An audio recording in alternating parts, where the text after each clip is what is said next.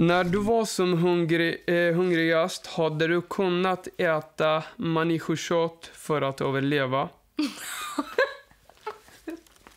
Det är en jätteöverdriven fråga. Alltså...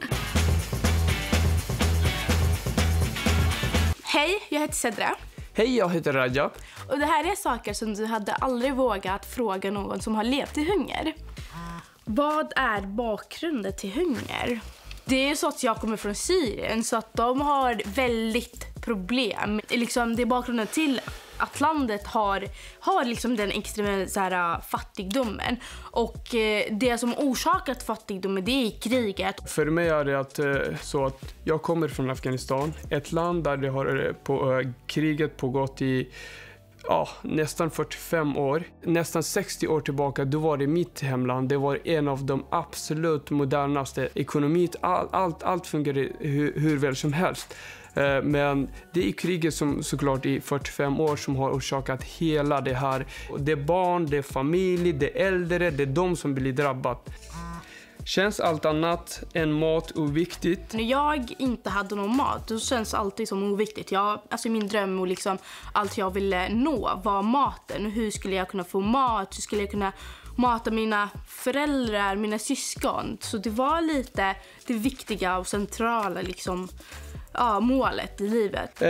För mig så har det varit som jag varit med och levt i extrem hunger och svältigt, så är det varit alltid mat är centralt liksom. Det är mat liksom. Jag hade inget annat än att liksom, det min största dröm var det bara att en dag jag ska kunna bli mätt. Och det här är en kamp mot att överleva liksom. Vad längtar du mest till att få äta?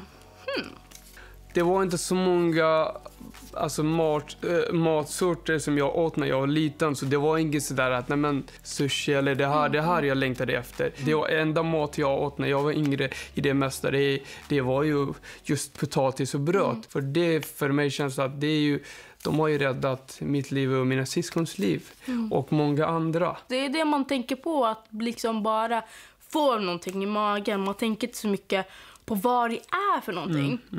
Utan en bröd liksom kan räcka för att liksom bara liksom, mätta sig eller något. När din hunger som, var som värst, hur tog du dig igenom det?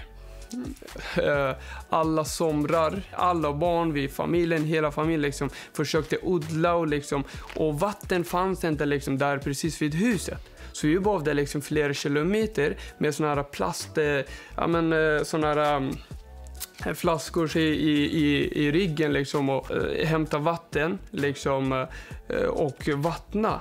Men för mig var det ändå liksom att jag tänkte så mycket just på yngre syskonens mentalitet som kom över ändå. Om de klarar så jag ska klara. Jag är några år äldre. Jo, men jag tycker så här, när jag var då liten så var det så att pappa gick och liksom ville försöka hämta mat till oss. Och det var det som gav mig hoppet att när han kommer tillbaka så har han mat. Och det är då vi får maten liksom.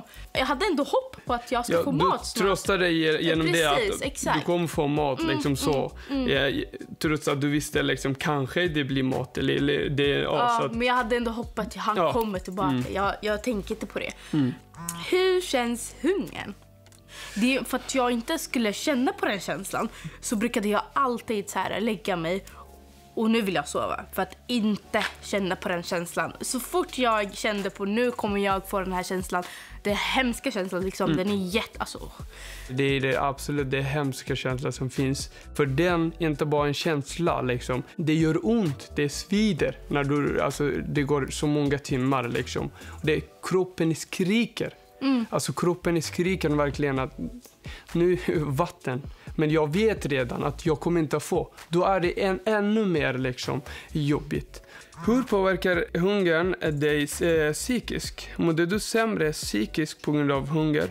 Alltså det kan också påverka sig med tiden. Till exempel brukar jag få panikattacker som också har liksom blivit en... Alltså, Det är exakt det. För jag känner också den här känslan att den kan komma även idag. Den psykiska, den sitter liksom som en trauma. Alltså som en trauma. Den kommer även idag liksom. Den försvinner inte så lätt. Vad tycker du om uttrycket jag svälter ihjäl när man bara är väldigt hungrig för tillfället? Alltså det har jag hört många säga i typ skolan, alltså nu för tiden. Det får mig liksom tänka tillbaka. När jag sa det här, då menade jag det i liksom från mitt hjärta, från botten av mitt hjärta, för att det så jag kände verkligen. Men när de säger det nu och tänker så här, om inte maten är god i skolan, så säger de det. Och då tycker jag så här, okej, men det är bara tillfälle. Det är inte det hela ditt liv. Liksom. Du kommer komma hem, du kommer äta god mat. Alltså det kan ha starka betydelser hos olika människor. Människor som har det bra kan vara otacksamma. Absolut. Ja, det är faktiskt jättemånga som är det. Jag kan ge ett exempel. När jag kom till Sverige, när jag gick i skolan, när jag började med skolmat. Det enda jag hörde rätt ofta från alla elever, det är skitmat i skolan. Så det här måste tänka till och att vara tacksam istället. I Sverige det är ett enda bland de absolut ett land som erbjuder den här lyxet. Och för mig det är absolut det som är en lyxbuffé. Jag har ändå en stor respekt. De har inte varit med om liksom något liknande som vår historia kanske. Men samtidigt tycker jag att de är lite bortskämda tyvärr. Alltså att de är otacksamma. Vad är det värsta du blivit tvungen att äta, dricka på grund av brist på annat?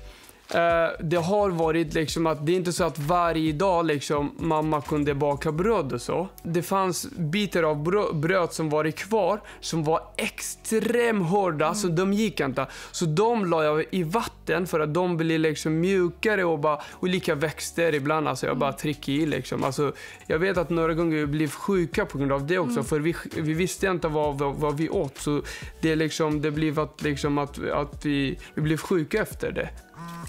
Känner man's hunger då om man är så uppskakad av kriget?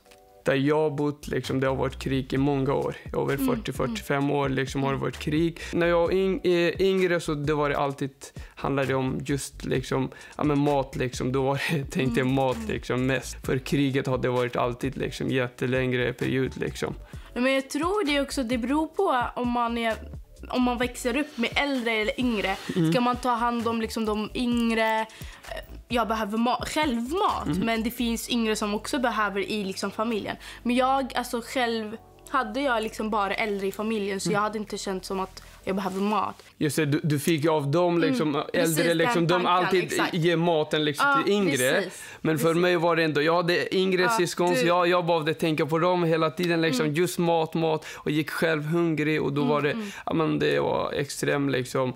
När du var som hungrigast hade du kunnat äta människokött för att överleva? Det är en jätteöverdriven fråga. Alltså, det är ju ändå lite olika liksom på situation just liksom för att liksom du säger så att men det går inte att man äter inte liksom för mig om du skulle servera jag skulle ätit absolut. Alltså jag hade ju ätit för att liksom just överlevnad. För som barn, jag kan inte resonera alltså på samma sätt liksom att då vill jag ha bara, fattar du? Nu om du såklart vi skulle reagera så aldrig. Men just när du är där och då är du det handlar om bara överlevnad. Antingen dö eller liksom överleva. Det är inte så att du går döda en människa och bara äter såklart. Men hade du gjort det ändå om andra hade sagt till dig så här, men det här är människokött, det här får du äta. Hade du ens gjort det? Alltså det är lite svårt nu jag ska tänka tillbaka så här, just tillbaka. Ja, som sagt det handlar om det är en kamp för många saker som för många som tittar eller de tänker liksom de kan garva på ett sätt men jag tycker liksom för när det gäller när du kommer där och då när du är absolut alltså du håller på då liksom och då har inget annat val liksom jag tror jag hade gjort det ändå. Är du rädd för att vara hungrig nu? Ger det ångest? Som ensamkommande när jag kom, alltså fick jättelite pengar. 51 kronor och ungefär 51 kronor om dagen. Vi skulle klara 3 måltid. Tänk. För jag åt ju i skolan, jag åt typ 2-3 portioner i skolan. Och de alltid bara frågade varför äter så mycket. Men de fick veta senare, men det var som min frukost och lunch och middag nästan. Och det ger mig ångest även idag såklart. För mig har det varit nästan 16-17 år jag har svältit i. Först i hemlandet, nästan hela liksom, barndomen och sen i Sverige. Var det svårt att börja äta igen? Svårt och svårt. Det var ju något man blev glad av, tycker jag. För att när jag kom hit så var det så att min brorsa kom hit först. Så han hade liksom redan förberett. Liksom allt fanns i liksom kylskåpet. Så det var så kul att komma in till ett lägenhet där det finns mat, vatten och liksom badrum. Man kan duscha i så här varje gång man ville. Så det var något så här jättelyxigt. Och jag trodde att det här händer nu, men det här kommer inte hända sen. Så jag satt bredvid köket och liksom bara åt. För mig var det väldigt, väldigt stor skillnad. När jag kom till den där ungdomsboende, 5 gånger de larmade ambulans för att jag behövde åka dit på en gång. För så fort jag åt mat, jag fick reaktion i magen, så jag hade ont som inne liksom. Jag kunde inte äta mat när jag kom hit. För det var ett Danderyd sjukhus. Alltså, de såg mig nästan varannan dag liksom. Så fort jag åt liksom, det var akut liksom, magen. Jag fick sån reaktion, jag fick sån ont i magen liksom. Hur är din relation till mat idag? Ja, alltså min relation till mat, det är så här, jag älskar mat. Det är så fort jag kom hit, jag såg all mat, det är som man blir glad av att liksom ens ha mat. När man inte ens innan hade något äta alls. Nu när mina syskon är här, mina småsyskon, att jag ser dem liksom, att man kan äta, att det finns mat särskilt. Du säger att jag har mat till om 2-3 veckor. Den är det skönaste känslan. Precis. För det har varit alltid, dag efter dag liksom, vi kämpade för att överleva liksom, för mat, dag efter dag. Och här, du vet jag att 2 veckor, jag vet att jag har mat liksom, sparat. Mat. Exakt. Precis. Och det är det absolut skönaste känslan, verkligen. Tack för att ni kom och svarade på alla frågor. Varsågod. Tackar.